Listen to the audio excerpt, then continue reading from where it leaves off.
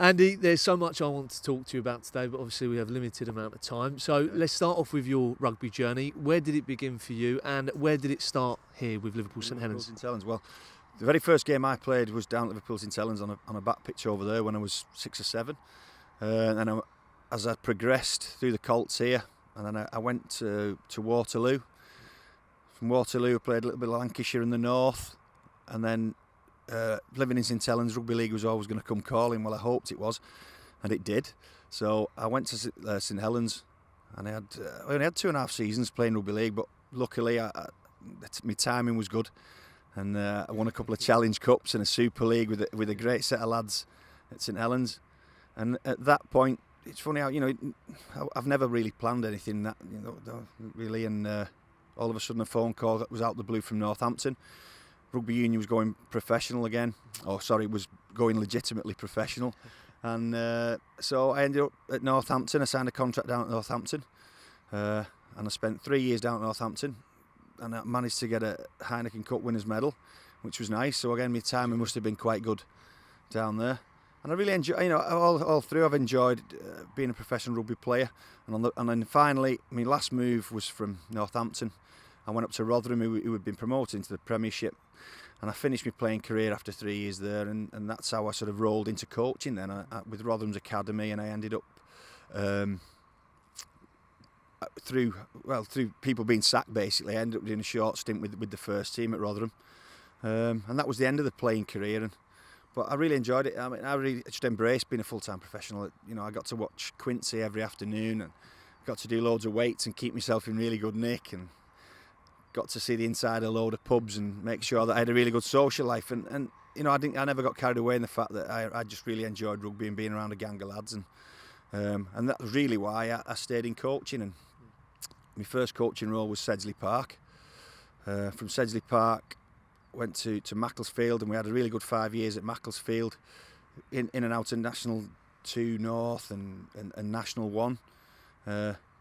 And those national leagues really suck it out of you with the travelling and being a part-time, having a full-time job and family, and that makes it difficult. So I'd actually thrown my hand in and said, "Nah, I'm done now. Quite happy. I've had enough of it." But then Ray French and Stan Bagshaw, Lions kit man, I have to get that in, Stan Bagshaw, mithered me and got on the phone and asked if I'd help them out down here, because they'd been through some quite tough times financially and as a club. And I just thought, it's for the first time, it's a club that's local to me. So I can play, I can be down there on a Saturday, my family come down, I can stay and have a pint or a gallon if I want to, and I can get a taxi home. I don't have to, because I spent a lot of my time coaching where I couldn't have a drink after a game because I had to drive from long distances and whatever. And there's a recurring theme, isn't there, about alcohol? I haven't got a problem with it. I'm quite sort of, I'm in control of it all. But it's my 3rd season down here at Liverpool St Helens, and I enjoy it. It's good. You've coached in the national leagues before. Is there any ambitions? Do you want to go any further with the coaching career now? Not with my coaching career. I mean, I think this will be my last club when whoever we decide that I've had enough at the club, or the club decides they've had enough, whatever. I'll be around at this club, I think, and that'll be the end of my career. I won't be going chasing the national leagues again. No. We briefly touched on it the other night, and that's the difficulties and the challenges of attracting players to this club. We've had so many rugby league clubs about. Yeah, tell us, or expand on some of the challenges that you face here. Yeah, well, I think over the years the club, like a lot of clubs down at this level, they've attached a lot of importance to league position, and they'd become they'd spent money chasing players, attracting players on a dream and a notion that league position was massively important. Now that's changed really, and we're in a situation where we're not paying players at all, and we're just trying to be a rugby club that's got enough rugby players in it, and we can turn 3 teams out, and we can be a good social club where whoever comes down has a good experience and really enjoys being around their mates. But it is difficult. There is players here. There's enough for them, but unfortunately, obviously, they've all got lives away from rugby, so some find other things to do on Saturdays, and so the level of commitment throughout the season varies. Do you know what I mean? But I think I've come to terms with that, so I don't fight that anymore. So I appreciate that lads will go on stag do's. I find it very tough when lads go shopping, but but sometimes that's how it is. But 9 times out of 10, well, we always turn 3 teams out.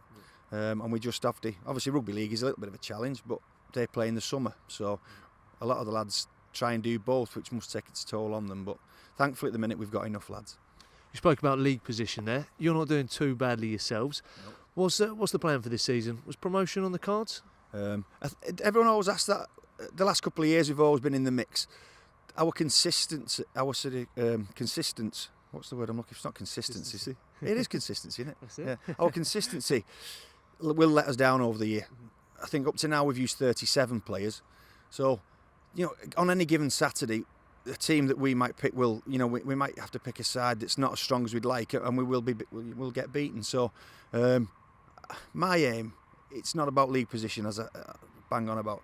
I want us to be competitive every week with a gang of lads who play hard for each other, who socialise well together and enjoy being around the club. At that point, that's there's numerous ways of what you class success as. Promotion, I think it's good, and it's good if you're ready. If you've got a team in this league that can play in the league above, and you go through it, riding through it, flying high, and you win every week, and you win the league and you go up, all well and good.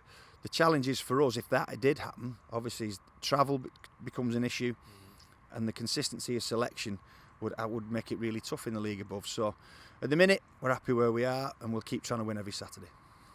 Briefly tell us about today. What's the game plan? It's a simple one.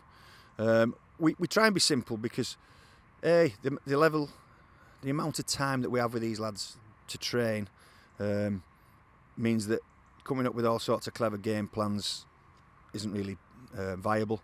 And having said that, if anyone who knows me and the way I played and the way I coach is that wouldn't work with me anyway. So we'll be real simple. We're going to try and go forward with the ball. And what you find with teams from St Helens is there'll always be a lot of footballing. We'll always have talented lads who can play with the ball. But sometimes we struggle with what I call being genuine, proper rugby union players. Yeah. So what we have to do is be real simple in that department, get our set piece right, and we'll try and go forward. And then when the chance is on, and these lads will play naturally. So that's about as far as the game plan goes. Andy, really appreciate your time. Thank you, mate. Best of luck for today. Not a problem. Thank you very much.